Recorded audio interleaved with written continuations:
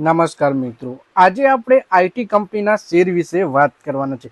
જે શેરમાં જો તમારા જોડે હોય તો વેચી દેવાની સલાહ બ્રોકરેજ હાઉસે આપી છે. તો કેમ બ્રોકરેજ હાઉસે આવી સલાહ આપી અને કયા કારણો છે એના વિશે આપણે તમામ માહિતી ડિટેલમાં જોઈશું. તો આ વિડીયોને તમે પૂરેપૂરો જોજો, જેથી કરીને જો તમારા જોડે પણ આ શેર હોય તો તમારે આગળ શું કરવું એના વિશેની માહિતી મળી રહે.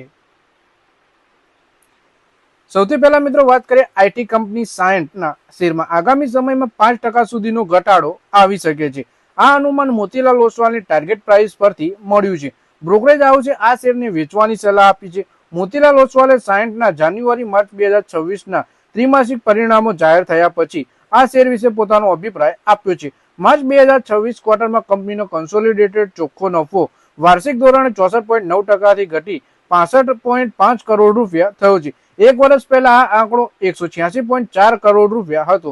કંપનીની આવક 0.92% વધી 1926.9 કરોડ રૂપિયા થઈ છે. માર્ચ ક્વાર્ટરમાં આવક 1909.02 કરોડ રૂપિયા હતી. એટલે કે કંપની છે સાયન્ટ અને બ્રોકરેજ હાઉસે કંપનીના જે ટાર્ગેટ આપ્યો છે એના અનુમાન લગાવીને વેચવાની સલાહ આપી છે. એટલે કે સાયન્ટ કંપનીમાં ક્વાર્ટરલી પરિણામોમાં કંપનીના નફામાં વાર્ષિક ધોરણે 64.9%નો ઘટાડો જોવા મળ્યો છે. વધારે માહિતી આપણે આ શેર વિશે જોઈએ.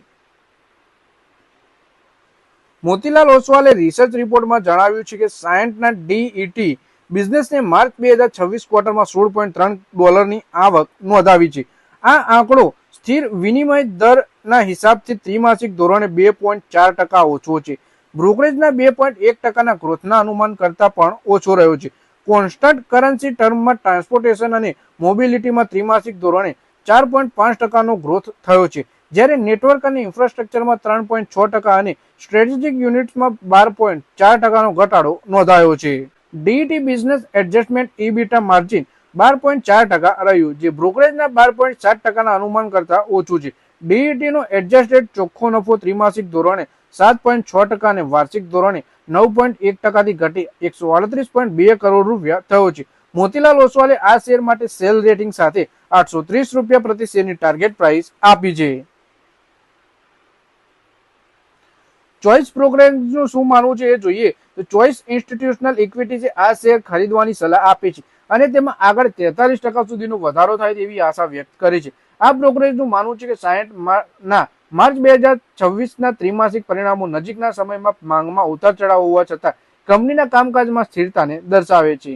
કંપનીનું માર્જિન મજબૂત રહ્યું છે. નવા ઓર્ડર મેળવવામાં સુધારો, કિંમતો ઉપર અનુશાસન અને એઆઈ આધારિત એન્જિનિયરિંગ તેમજ સેમિકન્ડક્ટર બિઝનેસમાં વિસ્તારથી મધ્યમ સમયગાળામાં સારી તકો દેખાઈ રહી છે. ભલે એપ્રિલ-જૂન 2026ના ત્રિમાસિકમાં આર્થિક પડકારો હોય, પણ સાયન્ટ ડીએલએમની મજબૂત ઓર્ડર બુક અને સેમિકન્ડક્ટરમાં કરવામાં આવેલા રોકાણ વિકાસની સંભાવનાઓને વધુ મજબૂત બનાવે છે.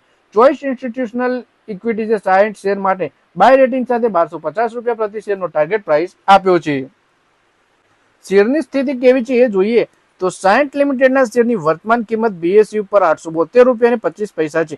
કંપનીનું માર્કેટ કેપિટલાઇઝેશન 9,700 કરોડ રૂપિયાની આસપાસ છે. શેરની ફેસ વેલ્યુ ₹5 છે.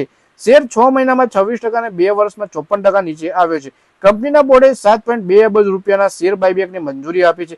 કંપની પોતાના શેર હોલ્ડર પાસેથી 64 લાખ શેર $1,125 પ્રતિ શેરના ભાવે ખરીદશે.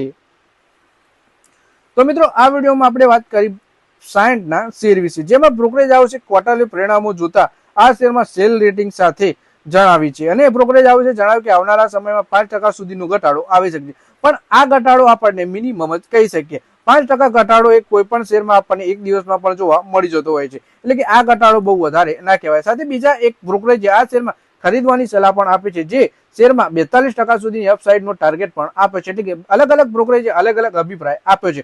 તો મિત્રો, આ વિડીયોમાં બસ આટલું જ. હવે મળીએ આવનારા વિડીયોમાં. ત્યાં સુધી વિડીયોમાં લાઈક કરો, કોમેન્ટ કરો